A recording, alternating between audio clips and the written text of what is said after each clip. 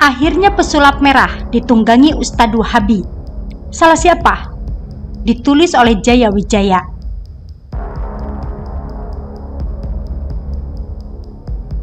Supaya tidak salah paham, maka perlu diketahui bahwa saya sudah mengikuti berita pesulap merah sejak kasusnya dengan Cynthia Chandranaya. Saya tidak akan ceritakan lagi bagaimana kasusnya. Intinya Marcel yang awalnya kena bully berhasil epic comeback setelah aksi Cynthia dibongkar kalau itu hanya editan. Salah satunya oleh Chandra Leo, ahli editing video dan perfilman. Jadi bisa dibilang, saya itu pendukung pesulap merah.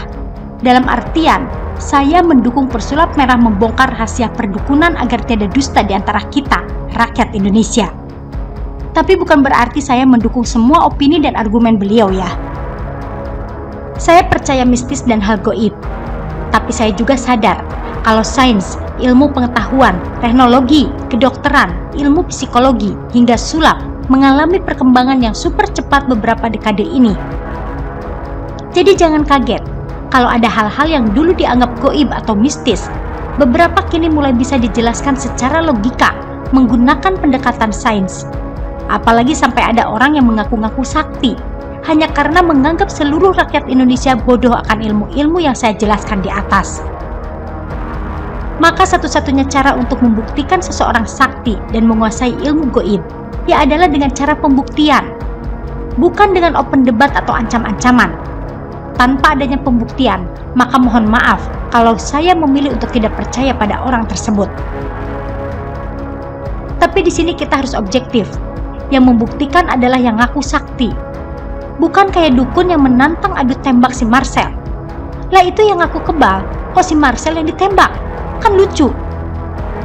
Jadi sampai sini saja alasan kenapa saya mendukung Marcel dalam hal membongkar trik dukun. Agar mereka yang ngaku sakti, punya karomah, tidak hanya modal bacot saja untuk mengelabui masyarakat yang emang sejak kecil sudah dicekoki cerita-cerita soal karomah.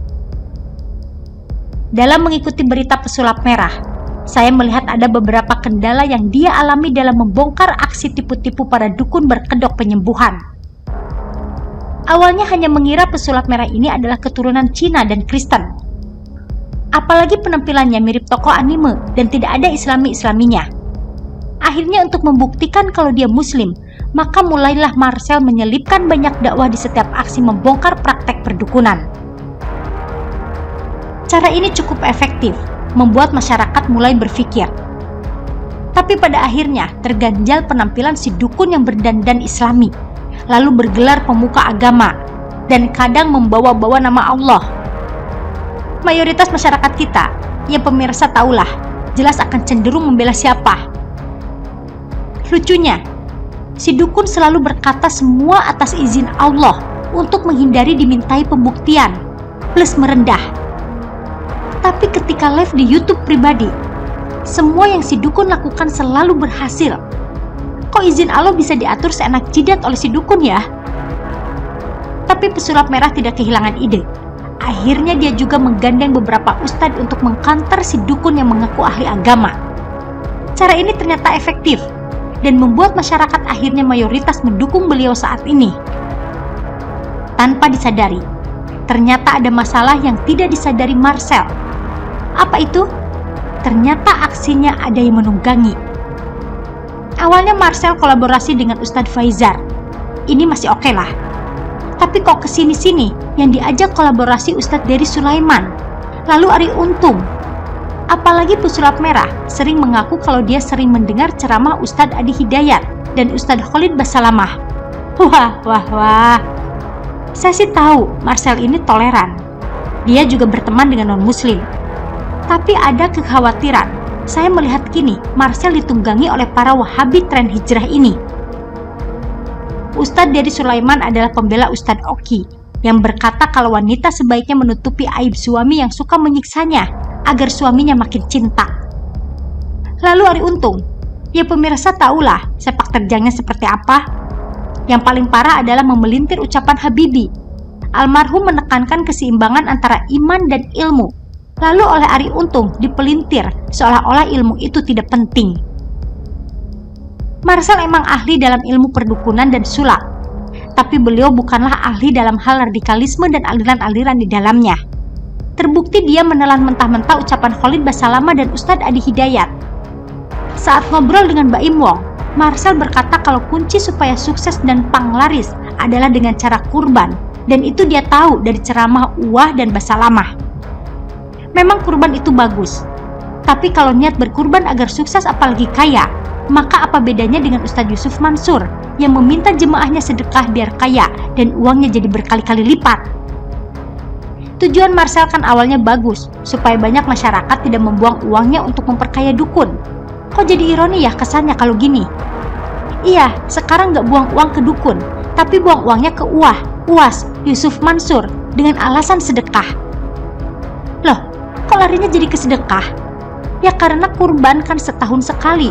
Umat akan berpikir hal yang mendekati kurban yaitu sedekah. Sama-sama mengeluarkan uang dengan tujuan agar kaya. Makin banyak masyarakat yang niat memberi sedekah, maka makin banyak muncul Yusuf Mansur versi lain yang akan memanfaatkan mereka. Hukum permintaan pasar berlaku dalam hal ini.